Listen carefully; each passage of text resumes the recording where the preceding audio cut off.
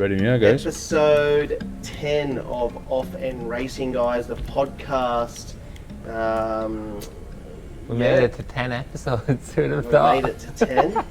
And share, subscribe, like, do whatever George says you should do, because I'm not too sure how Always you do do whatever I say do, especially when it comes to getting involved in horses. We're going to do a little bit of a different episode here, guys. We're going to we've got Dave Rorison here, and Our producer. and he runs Rorison Media and does all of the behind the scenes magic that you see on camera. Beeps out all the swear words. And So we don't really have any idea what this episode's about. George do and we? I have no idea what we're in for here, so it's just going to be a few questions that Dave's going to fire us with, and we'll probably not know most of them. So Yeah. we'll This try. is the end of our careers. We'll try our best. What do we got, Dave? So obviously we've had 7 sales or 6 sales so far this year, have we? It's Classics, Magics, Premier, Perth, Tassie, Karaka. Karaka, and then we're about to have Adelaide. Once this comes out, Cutis and Adelaide will be done. So we're flying through the year already, which is startling. And obviously, as they're compressed, we've had Premier finish only this week. Adelaide's not far behind, and Magic's sales next week. From your perspective, with so many horses coming onto a market in a short space of time, and what is the pinnacle of probably 2-year-old racing in Australia, and certainly the Sydney Autumn Carnival coming up, from your perspective, is these compressed sale calendars good from a buyer's perspective and a selling perspective? I'll go first. Yeah, go for it. I think I think in this current market right now, as a buyer, it's an advantage to us. Yeah. I feel for the farms, because years ago when we obviously bred and raced all of our own, obviously we never sold any, but I do feel for the farms in that sense, because I think it's a lot more pressure on them, especially this year. Selling wise, that's more of a George can touch on that, but I just feel this year for us, I'll be selfish and I'll say yes, it's better for us as buyers. Yeah, I agree with you. Look, I've been on both sides. I've done a number of years on the farm selling, and to be fair, we had some bloody good years on the farm, so I think it was due to change around. It's been good buying on this side, definitely. Everything we bought, what we budgeted, I think we got everything under, and we were so happy with that, because then we can give our clients value. But it is very compressed, the sales season, I found, and it can be quite daunting, I think, for especially first time people getting involved in racing, because there's so much out there. And I think you were saying off air, Dave, you get peppered even with emails from this company, that company, that trainers and everything with what's available, and it can be daunting. And so that's why, you gotta do your homework and go with someone who's a licensed syndicator, is trusted, has the results on the board, and just do your homework and ask the questions and give someone a call. But there's a lot there, and I don't know, maybe the sales season could be spread out a bit longer. Similar to you, because Europe and Northern Hemisphere seems to be a little bit more spread out. Would that be correct? To a degree, like their first sale will be in September, and end of August is Donny, and then the last major yearling sale will be October. Right, okay. So it's probably even more compressed. Jesus, yeah. And in between that, like, you've got France, Germany, all these sales, but they're countries on their own. You know, we're the one country trying to compete. Yep. So you sell all of our yearlings, I guess. Do you feel more pressure being I wouldn't say, because there's no, I guess we don't put pressure on you, and the horses that we're buying sell themselves, don't they? Yeah, and like we touched on in an earlier podcast, that every horse we buy we love, so it's easy when it's like that.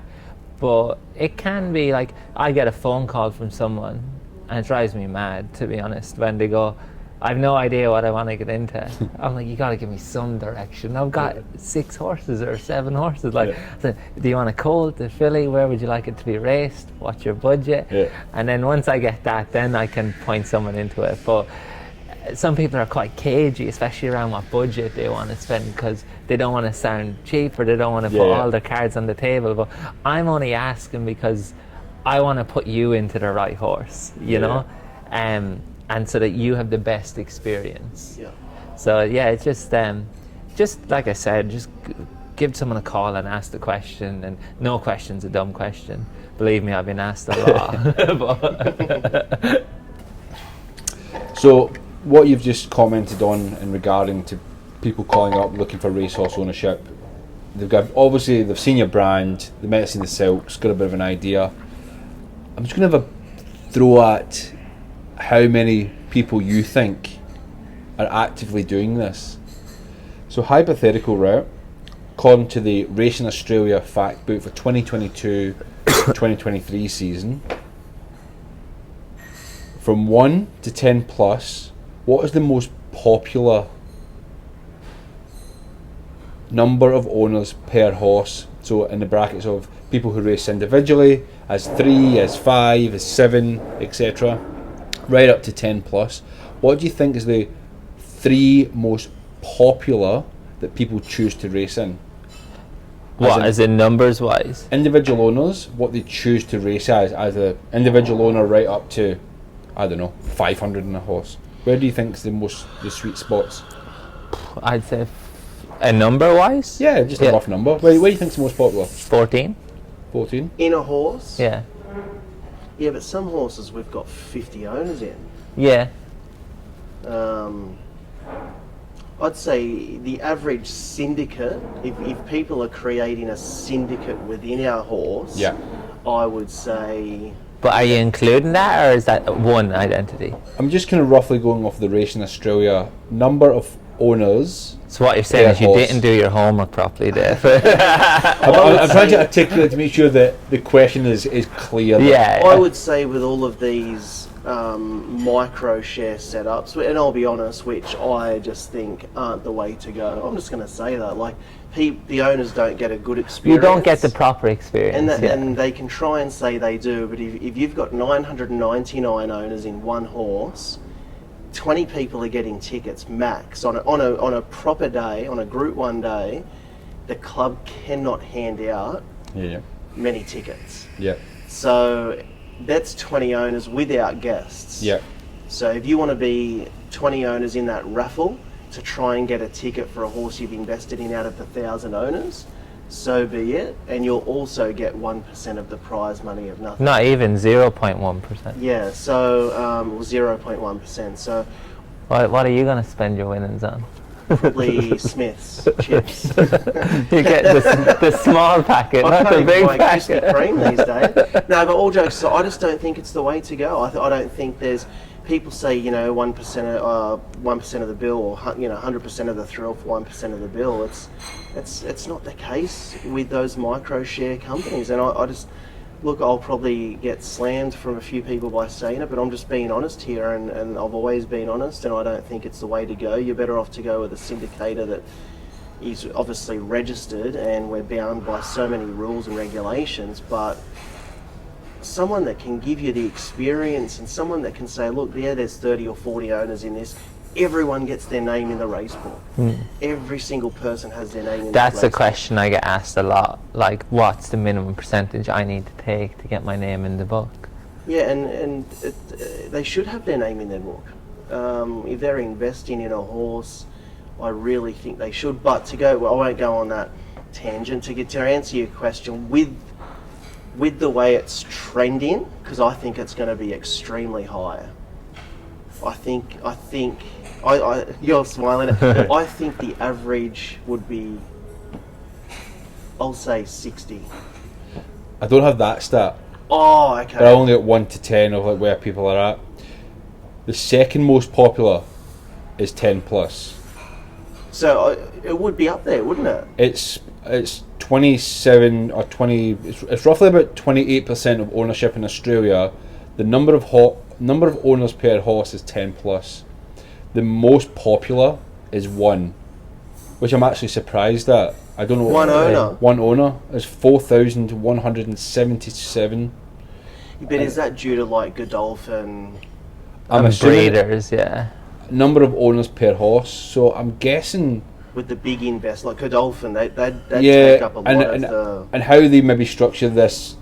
Could that be like the China Horse Club, Newgate? Jerry Harvey. Yeah, where maybe they're registered under that, where they would have. Again, I'm surprised at that number. Because it could be registered as, you know, G Harvey, but there could be 30 owners under. Do you know what I mean? Like, and it's.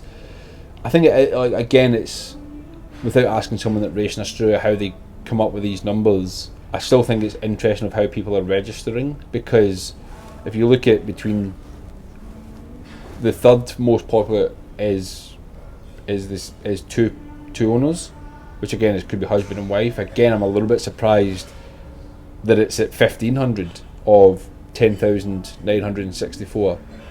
But for you guys, looking at the Australian ownership and syndication, now again, this isn't licensed syndication. This is those who Just race anything, anything that's. It'd be interesting if you had the numbers from like previous years and to see. I actually do have that. Do you? So as a It'd what be percent? growing each year. Decrease. In number of owners. Yep. According to this, number of owners per horse, and I can find another stat. Have any micro share companies gone under yet, or? Like, Stop slamming workers. There's a again, lot of people in that to bash us. but then on the other side of it, that number might be, so let's just say they're, I don't know, a micro syndication. They might be down as the owner, because they're not putting all 20 that's names. true. Yeah. So again, I'm just trying to play a bit of devil's advocate of consuming what the numbers are trying to tell us and understand what it's telling us as well from your point of view. But again, those numbers are fluctuating. Like 2013, 2014, there was 12,480. 2022, 2023, there was 10,964. So that's a decrease of what, nearly 1,500. I think people are becoming more savvier though, and creating syndicates, and that's the thing. Instead of there could be, I don't know, say a syndicate that we've got named whatever, you could call it, Barseat, and Barseat is down statistically as one person, but there's 20 people in that Barseat syndication, or that syndicate. But yeah, I know what you're saying. Yeah, But it's just smart, like way of doing it, and makes it affordable by getting into a syndicate and well, as it's well. a syndicate within a syndicate, and instead of you going out and buying a lump share, like say a 50% share, 100% share in a horse, all your eggs are in that one basket. Don't do it. If that horse fails or has a setback, you're screwed. Yeah. But if you spread that risk, so say you've got X amount of money, you go, I'll take 10, 10, 10, 10 this. You're giving yourself more chance of success and you're limiting the risk. Because realistically, you only need one of those 5 to perform well. Yep. And it's going to pay well, for it's everything already a high else. risk game, yeah. Yeah. So obviously, based on what you're saying, this question might dig down a little bit deeper, but a bit easier for the listener to understand this question. So Australian ownership and syndication, number of individuals who own horses that raced 2019-20 through to 2022-2023. How many? What is the total number of individuals who owned a horse that raced during 2022-2023? Do you think, Australia wide? Like, does it matter sole owner or syndicate or? I would say you registered as an owner. Yeah. You're included in this number. Jeez. Australia wide. Yeah, Australia wide. And this is Cool. just 2022, just 2023. How many owners? How many individuals? Number of individuals Can we have As like? an owner? who own horses that raced. Can we have like a ballpark? 700, I just wanted to see how you think. 700,000? No, I'm gonna say it's much lower. Than Imagine that, there's 26 million people in Australia and 254 people own a Oh, this racehorse. is just 1 year. This is just 1 year registered. I'm gonna say just 1 year. Yeah. Individuals. Below 100? No way. No. No, 100,000 or 100 Yeah, people? 100,000. No, between so you went I reckon it's 300,000. higher than George, lower than yourself. You can have one more guess each. 225. Lower. 164. Close. It was 141,190 people were individuals who owned a horse that year. In a one that calendar raced, year. and that raced. So I think that's really positive for our industry to know that there's 141,000 people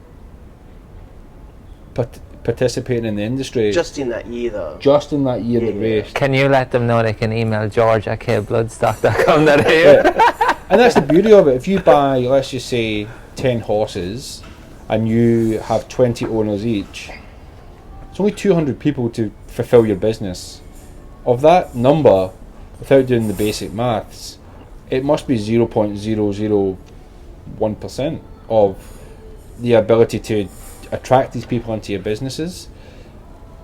On that number of 141,190, talking about increases and decreases, 4 years prior, what do you think the number was? Same question. 70,000. No. Not too bad. Really? Not too bad. You're still off. It's So higher. it's Because I know double. that I've worked on the percentages of how it increases each year.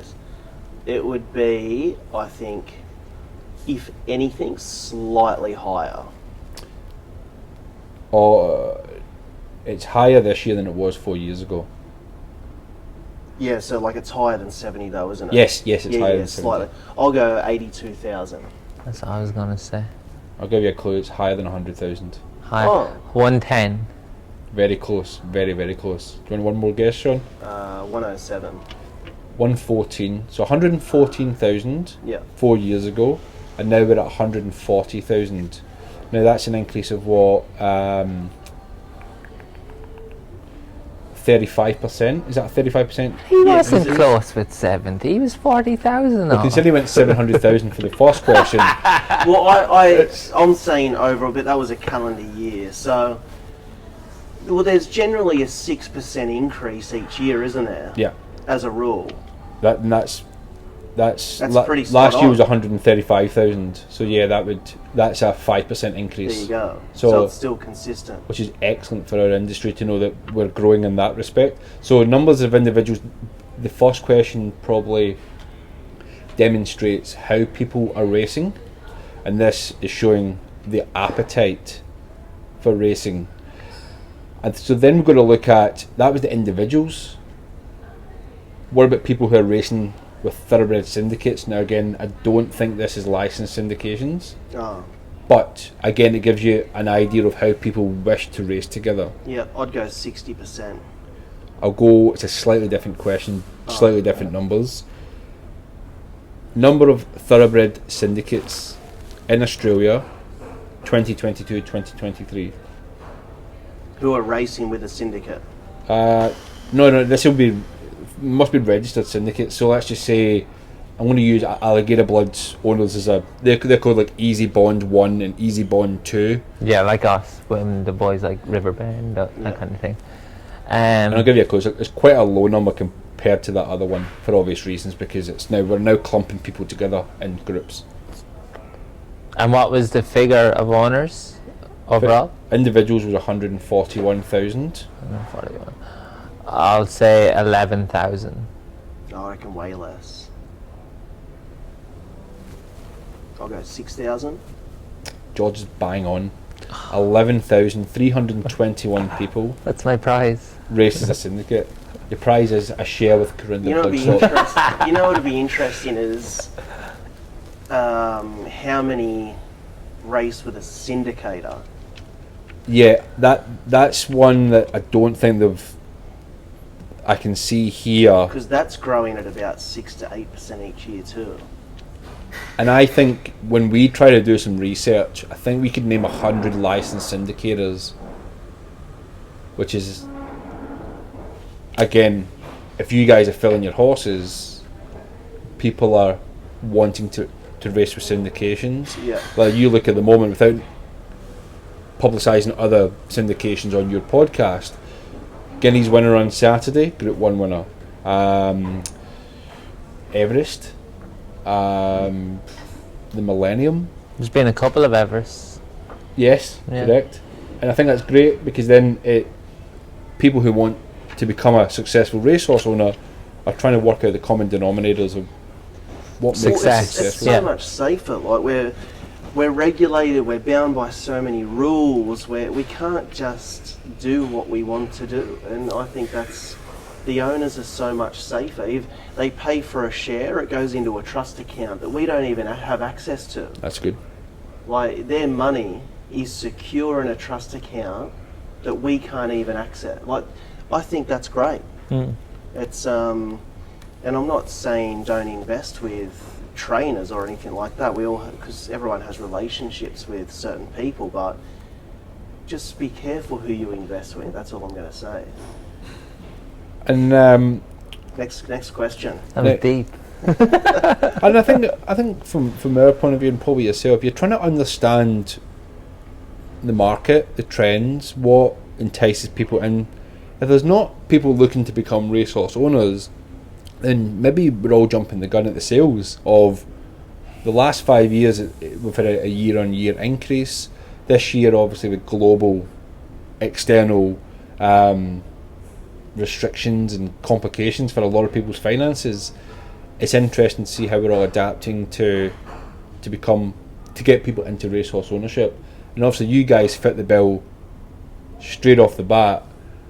From your point of view, as we touched on earlier, looking at what you're buying this year, how many yearlings do you think you bought last year, and how many do you know that you've bought so far this year?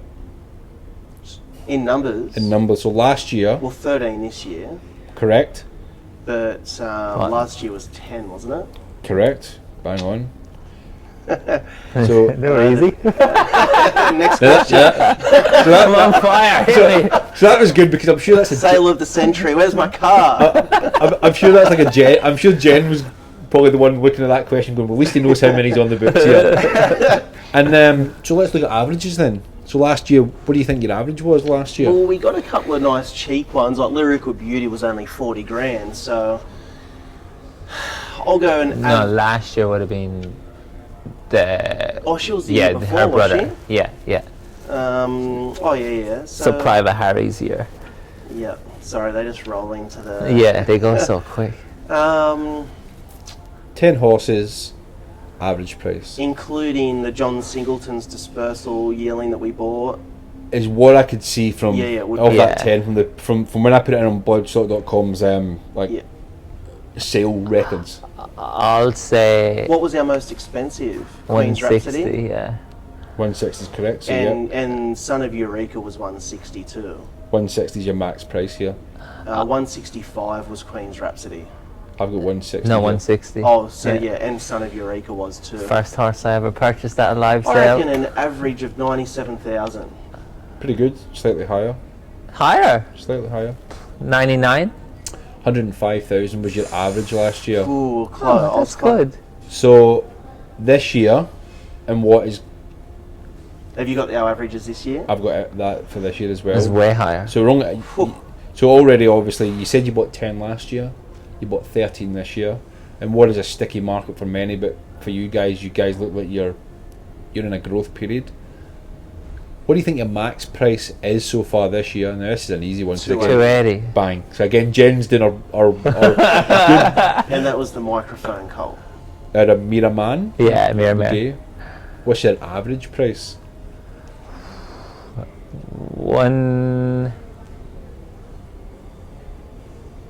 175.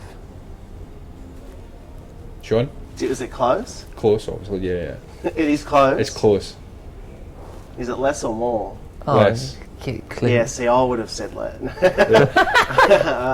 No, I'd go 162. 150 has been your average so far. Oh yeah. So I think in what is a difficult market, that And average. that's the sweet spot. Yeah, I think when we did our stats of 75 Group 1 winners last year, the average was 209,000. So Group 1 winners last year, from obviously a multitude of sales over the years, created that list. So you guys are trucking along well. Yeah. Why? Why have you increased your purchasing, increased your average this year, when for many other competitors it's maybe a year to play safe? You're chipping it onto the green. I've got to answer this in a very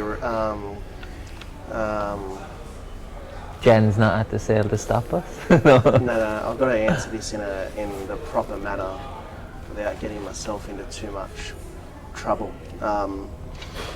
Well, I'll go down another route. So, and it sounds super cocky and arrogant, but I genuinely believe there's not many people that can buy the horses that they don't have the ability to buy the horses that we can buy. No, they have the ability, but what you're saying is they don't have the ability to pick them.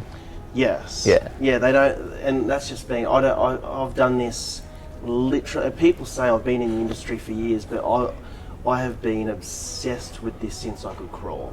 Like when we used to breed a lot with our old farm, which I won't get into, we had 3 stallions, and they were all homebreds. Yep. Sonny Gildoran, Free Fly, Youthful Eggs, who he didn't really hit the mark for us, but all our free flyers had complications with bleeding internally or externally. But our Gildorans were the worst horses you'd see, the worst legs you'd ever see. I have seen some terrible looking horses win some pretty good races. Yep. So I've learnt what you can forgive and what you can't. Yep.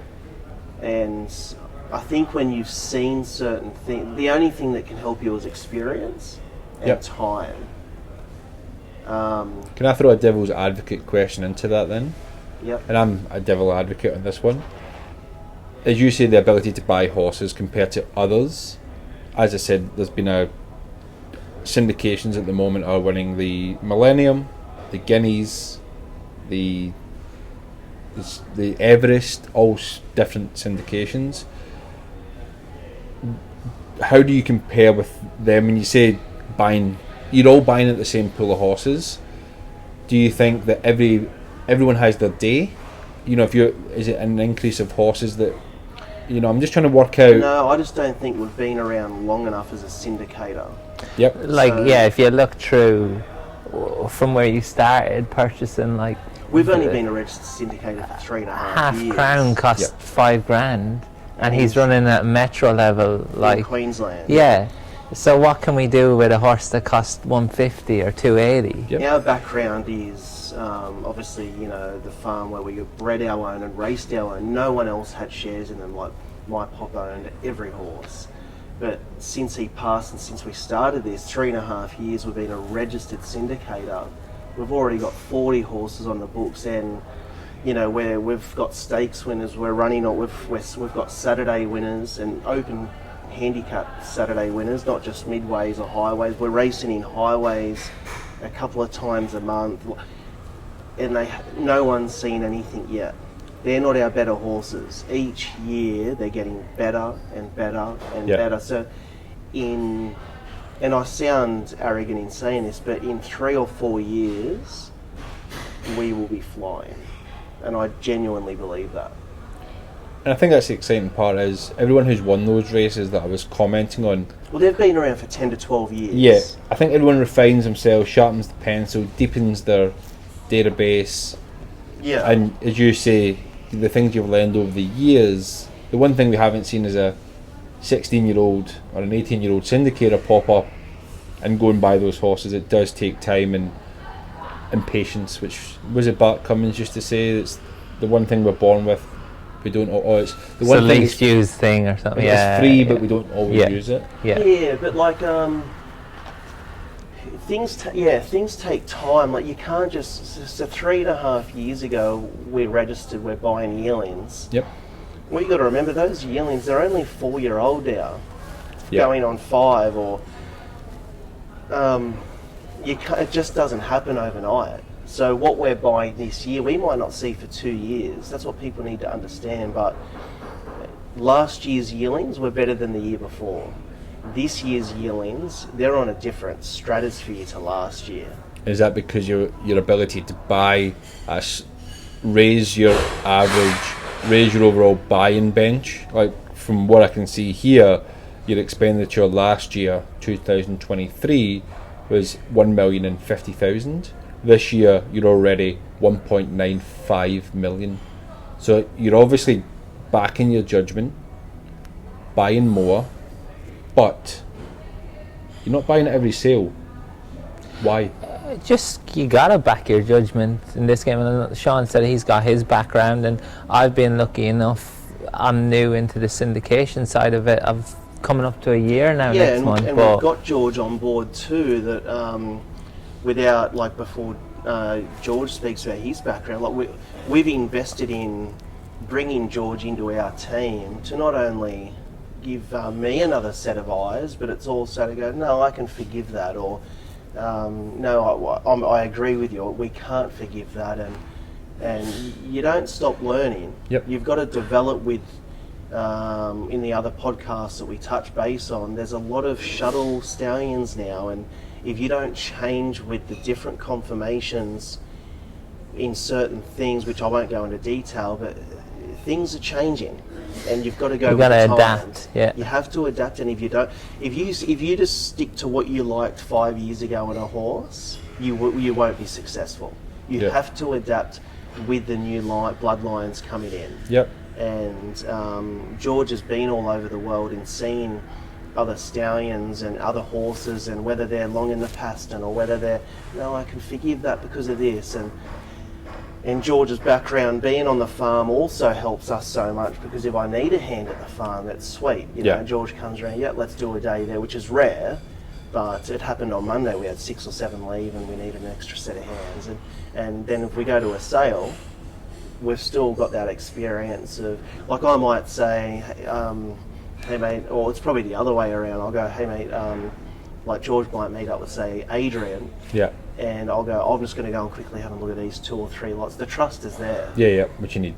You need to have that trust. But yeah, like, I'll let George speak about his background, obviously. And like to back up Sean, like how he believes in himself from his background through his granddad and all the good horses he worked with. I've been blessed too, that coming through some of the leading farms in the Hunter and the world, to be honest, that I've learned from some of the best, but I've also worked with some of the best horses, your likes of Espiona, Bound de Clare, yes, Home Affairs, like the list is endless, Voyage Bubble. It's just, I've been so lucky to be around those horses from such an early age that I can see. I think one of the biggest factors is attitude in a horse, and that's what I love.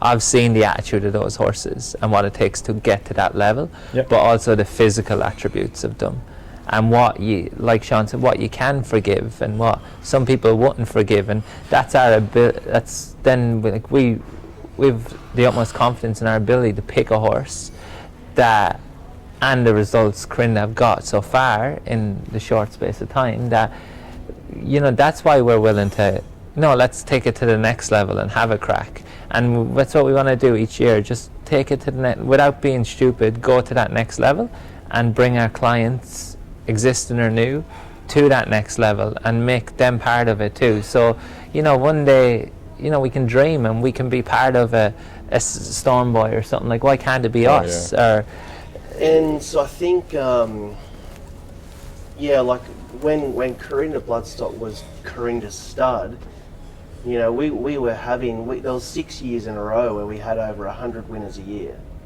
6 years in a row we had over 100 winners a year. We always had 6 to 8 runners a week. And George has had the luxury of working with some horses that have, with the best sire lines, the best dam lines. Like, you're talking the Vinnies out of a Group 1 winner, or with me, I was working with, no-name stallions out of mares that have probably won 6 races at Taree. Yeah. And I'm not being disrespectful, and we produced group winners and stakes winners, and and that's a lot of luck too. 100%. It's probably nearly all luck, but it's about managing those horses where that foot's turned back to front. How's that horse going to run with that clubbed foot? How's that horse going to run? It's so far back in the knee. It's over in the knee. Hold it, that's turned out there, or or that knee is offset, or they're both offset, or holy, like sometimes you look at these horses and they might have just won a stakes race, and how? Yeah. That horse can't be sound, can it? Yeah. But there's no rules. Yes. Yeah. That's the thing. So, with George's background working with the best lines and me working with the worst, literally, and you get results both ways. It just shows you that there's no rules. And we were competing with back then your Bart Cummingses, and it's insane. Like, you don't have to. Sometimes, or most of the time, the stats will show the $1 million horses can't run. They can't pick their feet up. Well, last year there was, as I said, 75 or 76 Group 1s in Australia. Not one horse broke the $1 million mark. Or not one of those 75, 76 Group 1 winners were bought for over $1 million. No, and the only one that you've prepped is won a highway race. Yeah, I prepped 5 and one won a highway. Like, if I'm buying $1 million horse, I can assure you I'm not winning a highway race. To be fair, if it wasn't for COVID, Home Affairs would have been $1 million yearling. Yeah. 100%. Yeah. So talking about numbers, and you've covered what you like and what is your kind of go-tos. What about your sales stats again? Let's go back to your sales stats, which I'm just going to pull up. So, this year, 2024, of the 13 yearlings you've purchased, how many of those are out of stakes winning mares? Winning.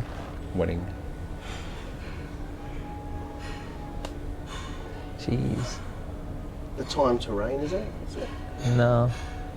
No, it's produce one. Stakes winning mares. Put us on the spot. Yeah. Not sure. It's a How few many? placed. 3. 3. Looking at it, you bought 3. Are they all fillies? No. I think you're Russian The Revolution. Russian, yeah. Oh, yeah. The Russian colt. colt. The dam was a listed winner in America. Yeah. Yes. You got the Capitalist Secret Agenda, Yeah. Group 1 winner. Yeah. And the Spirit of Boom, Steph Lara. I think she was a Group 3 winner. Yeah. Is that correct? I'm pretty sure, yeah, you're right. I think I won 2 Group 3s from my basic notes here. How much of a factor is this for you when you look at the page? Does it increase your confidence in buying that horse? Does it decrease? Because as you said, good horses come from everywhere. Black Caviar, I think, was out of an unraced mare, I think, from the top of my head. I think it helps that George probably have a different opinion, but I don't really care too much. I pick the athlete. Yeah, you want to buy the athlete, and then everything else you go through after, and if it ticks the boxes, and it'll just increase your confidence to secure that horse. Yeah, like I do the homework in the book. I don't look at any photos or videos. I don't want to be I just want to get on the ground. I want to get the feet on the ground and look at the athletes. Yep. And then if we really like it, then we say there's 20 that we really like. That's when we start to dissect and say, all right, what are we on here? What do we like more? So I'd say it doesn't influence a lot, to be fair, unless it's a filly that we... Yeah, it helps just to go that bit extra to secure it, doesn't it? Gives you that confidence. From Magic Millions, obviously the ones that you bought, your average was 163,000 from this year's sale, on a sale that was 270,000 average. Those ones that we've mentioned all came from that sale as well.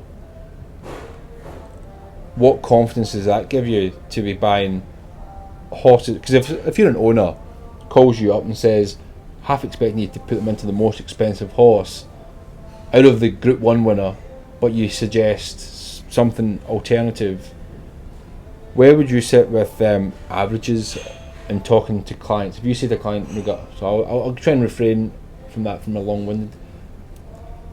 What is the importance of when you come away from a sale and you dissect it and you're discussing it and you have ups and downs, and last year was a good year, this year was a better year with your purchases. When you look at averages, does it give you any more confidence in how you've bought? Like we've bought really well this year, or maybe you've been caught, okay, we've overspent. Like, how does it work? Because I know myself, if Mr. Harvey sent me through a bill that said 1.31 million is on your sheet, how does that all sit from your point of view as running businesses? Well, the Magic Millions is the best sale of the year. Yeah, it produces the best horses. Statistically, just produces the best horses of the year. Yep. Fact. Yep. Anyone can say whatever, but it's factual. Yep.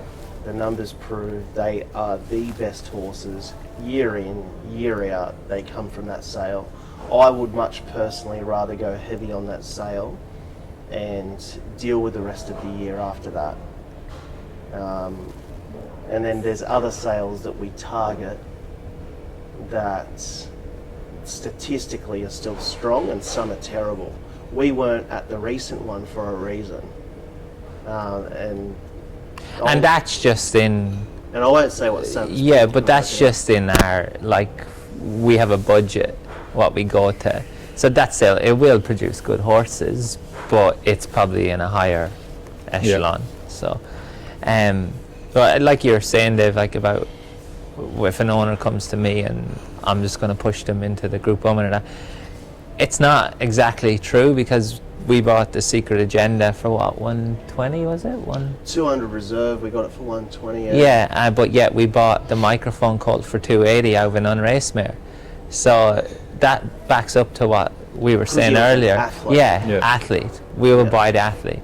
And that's the way. And we've got clients who they want to go to that next level we speak of. Yep. So they call, I'm in that horse, the microphone, or whatever it is. Or we've got clients, as soon as we announce that we're going with Gay and Adrian, we're sending them a couple of horses, they want to race with them because of how well they're going. But we know our owners that well. We know what to put them into and what not to. Yeah, so if there is someone out there, if you do get in touch with that, just be honest with what you want to achieve out of it and where you want to go. Yep. And like we always say, it's not going to happen overnight, but we will do our best to put you into the right horse to suit that. Like we've owners that just want fillies. Yeah. There's different things like that. Or that want to go see their horse race locally. So whatever it is, just let us know, and we'll be honest and upfront, and we'll always try push people into the right direction. Because at the end of the day, we want owners, their ownership experience to be long term. We don't want it just to be short, in now, and that's it. So.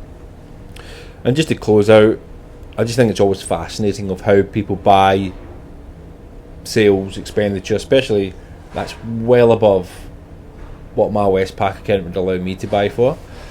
Looking at the yearlings that you've bought again, how many of them are either half or full to stakes winners? So they're siblings, direct first dam siblings, are either winners of stakes races or have placed in a stakes race.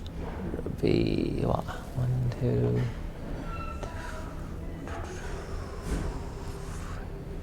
4? 3. No, way more. You reckon more? 4. 4, really? I would have said more. Again, I could be wrong, and my stats might be wrong, but from what I did last night in bed... I know my shit, mate. No, can you name them then? Can you name the 3 winners and the 1 placed? No, that's yeah, the Time to Reign. Time to Reign is the winner. Won the Breeders' Plate, Can. Bang on, that's exactly what my notes say here. It's the Russian Revolution Colt. Correct. Street Secret.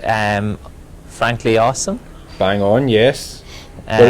Group 1 placed. Multiple Group 1 placed. Yeah. What do you got? Steph Lara. It's the sibling is placed at Group. Placed. Yeah. Two siblings are stakes placed. Yeah, one's placed at Group 3, isn't it? I think. Without having the notes in front, you could be right. There's one more, and I Bellevue Girl. So you think Group 2 winner? Bellevue Hill. I've got here Group 3 winner, but again I could be incorrect as I've done this with Tired Eyes last night. And what was the fourth one? No, you've named them. I said there was 3 winners. Oh, that's right, 3. Which is the So You Think Bellevue Girl, which is the dam of... So the place was Steph Lara. The place was Steph Lara, correct. Yeah. With 2 siblings that have been stakes Yeah. closed. So again, for yourself, that's what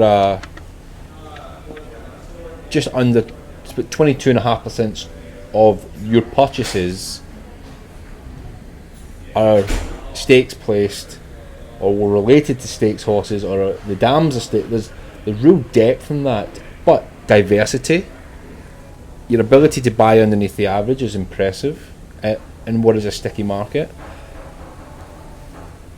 With those, just to close out for any guys that are looking and trying to find that good horse, what is a kind of just a little bit of advice? Someone comes to your website, they see all these different options.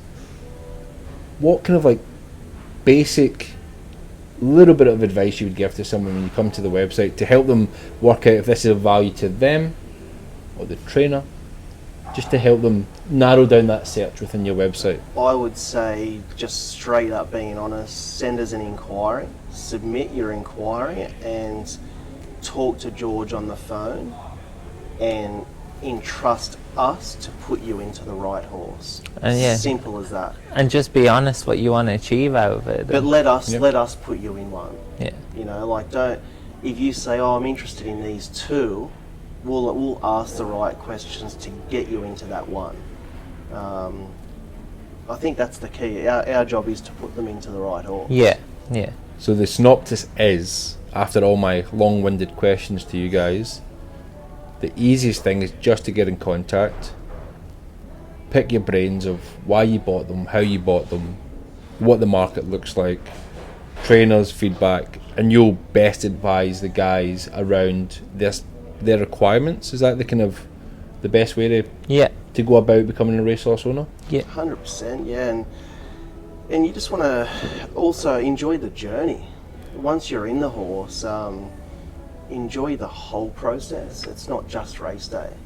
Enjoy the whole process, like whether it be open days at the farm, special meetings at the farm, which we try not to do. We try and leave it to open days. Good. Whether it's track work, gallop mornings, or trials, or Going racing, going out after. Our Facebook groups, we put all our owners in them, and they can interact with each other and like get amongst it. And we run competitions in them. We do monthly newsletters. Yeah. It's very interactive. Every single horse has their own closed group. Yep. And just have fun, have an open mind, but submit your inquiry, and when we talk to you, let us do the rest. Very good. Good luck to everyone who gets in contact and has a bit of a sieve through the potential. And watch this, as I said, the next from this year onwards, I think people are going to really know, that we're here, and it's only going to get better. Just to close it out, last question, and it's a one-word answer from you guys each. Hypothetical within that 13, which one would you just hang your hat on if you went, that's the one that could be the Breeders' Plate, and that one could be the slipper? We'll go 3, 2, 1, and we'll say. Yeah. So go 3, 2, 1. 3, 2, 1. Tornado. The Tornado filly. And what's the dam of it? Swift Sis. Swift Sis. Yeah. Any shares left available? Yeah, there's shares left available in her. We just got the PDS through, so a few people have jumped in her already, but she's trained by Matthew Dale, and Matthew Dale. She is an athlete. Purchased 50% of that horse. She is a proper animal. When we looked at her, and I turned to you and I said, Matt will love this horse. He came down in after and looked at it. And he said, fuck, we've just got to buy it. Yeah. We're not going home without her. She is, and she was... And we looked at each other like, yeah, he loves it. She was the last one of the sale for us. Last one of the sale, and she's the best horse we've bought this year. From this ring here? She came from Yeah. Classic? Yeah, she did off Mackaybe stud, so they've bred some good horses that people might know. Mackaybe Diva, Star Spangled Banner. And if I was trying to get a couple of dollars out of my wife from the Westpac account, what's the lowest cost point someone can get into the horse and get their name into the book? You get your name in the book at a 2.5% share. So Yep. yeah.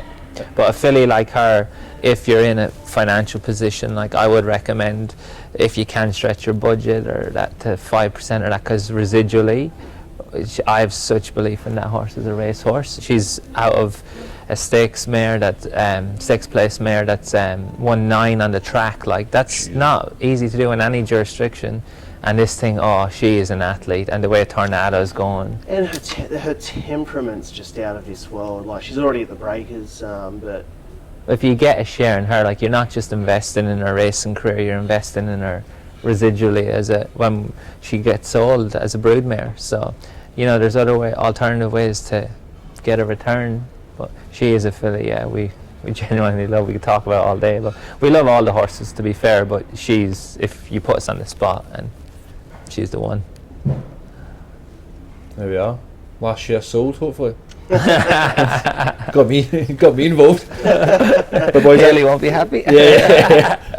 But guys, thanks very much. I just love to hear people's perspectives. I've kidnapped your podcast here to try and understand the do's, the don'ts, how's, the whys. And I agree that I think you're in for a very exciting year coming up, and look forward to listening to more of the podcast and creating more with you. Yeah, definitely, mate. It's been great having you on board. Thank you. Thanks for that.